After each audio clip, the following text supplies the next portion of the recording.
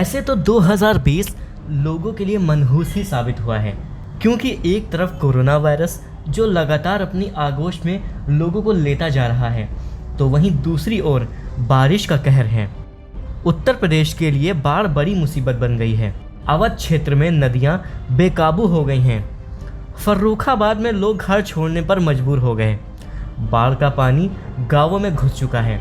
सड़कों पर भी पानी ही पानी है। गंगा और रामगंगा का जल स्तर बढ़ने से ये आफत टूटी है। नदियों के किनारों पर बसे मकानों में खतरा मंडराने लगा है। लोग जान बचाने के लिए अपना आशियाना छोड़ने पर मजबूर हैं। वहीं लखीमपुर खीरी में बाढ़ से हालात बदतर हो गए हैं।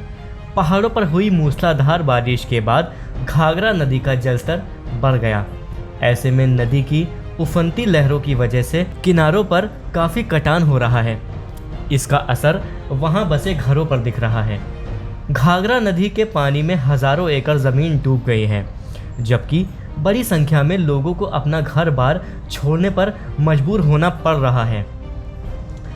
घाघरा नदी का रिंग बांध टूट गया है। यूपी के आजमगढ़ में घाघरा नदी पर बना रिंग बांध टूट जाने से कई गांव बाढ़ की चपेट में आ गए।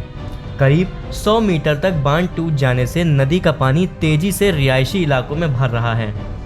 सैकड़ों एकड़ फसल भी बाढ़ की चपेट में आकर बर्बाद हो चुकी है। प्रशासन ने बांध की मरम्मत का काम शुरू कर दिया है। धौलपुर में चंबल नदी का जलस्तर लगातार बढ़ता जा रहा है।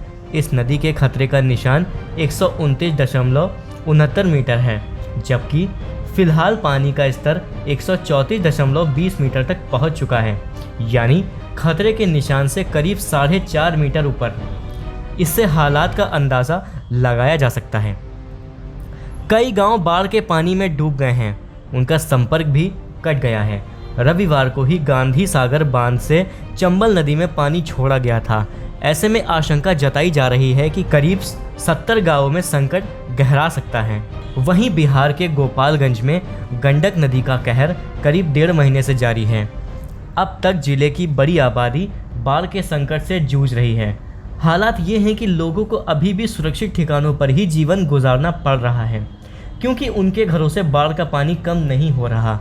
हालात ये हैं कि लोग सड़क पर ही आशियाना बनाकर दिन काट रहे हैं। अभी तक प्रशासन की ओर से इन्हें मदद नहीं मिली। वहीं छिंदवाड़ा जिले में भी बाढ़ से हालात बद से बदतर हैं। वहां एक गर्भवती महिला की हालत बिगड़ी तो लोगों ने उसे खटिया की मदद से नदी पार कराया, फिर उसे अस्पताल पहुंचाया गया। इलाके के लोगों के लिए और कोई दूसरा साधन नहीं है जिससे वे नदी को पार कर पाएं।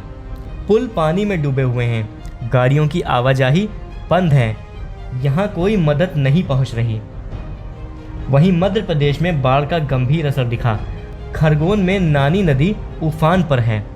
हालात ये हैं कि किसानों को उफनती नदी रस्सी के सहारे पार करना पड़ रहा है। जान जोखिम में डालकर किसान खेतों में पहुँच रहे हैं। इलाके के लोग 20 साल तक पुल बनाने की मांग सरकार से कर रहे हैं, लेकिन अब तक इनकी सुनवाई नहीं हुई। नतीजा है कि रस्सी के सहारे ही नदी को पार करने के लिए किसान मजबूर हैं। महाराष्ट्र के भंडारा जिले में वैनगंगा नदी का कहर हजारों लोगों पर टूटा है। हालांकि अब बाढ़ का पानी रिहायशी इलाकों से उतरना शुरू हो गया, लेकिन नदी कई मकानों को ध्वस्त कर चुकी है। लोगों के घरों में रखा सामान बर्बाद हो गया है। यहाँ एक मजदूर परिवार ने अपनी बेटी की शादी के लिए पैसे जमा कर रखे थे, लेकिन बाढ़ के पानी में वो भी गल गए। इलाके में सैकड़ों एकड़ फसल को भी नुकसान पहुंचा, जिससे कर्ज लेकर खेती करने वाले किसान परेशान हैं। गुजरात के जूनागढ़ में भी बाढ़ से स्थिति बिगड़ती जा रही है। वहां 75 से ज़्यादा गांवों में बाढ़ से तबाही मची है। अब तक 70 लोगों का रेस्क्यू ऑपरेशन किया जा चुका है, लेकिन जूनागढ़ के सरोद गांव में एक बीमार शख्स की बाढ़ की वजह से ही मौत हो गई। दरअसल बाढ़ के हालात बिगड़ने की वजह से प्रशासन की ओर से सही वक्त पर उस पीड़ित तक मदद नहीं पहुंच पाई।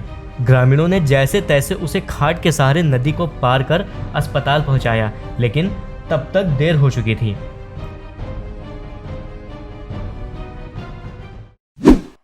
हर खबर पर होगी आपकी पकड़। सब्सक्राइब करिए हमारे चैनल विद्रोही आनंद को और बेल आइकॉन दबाना न भूलिए।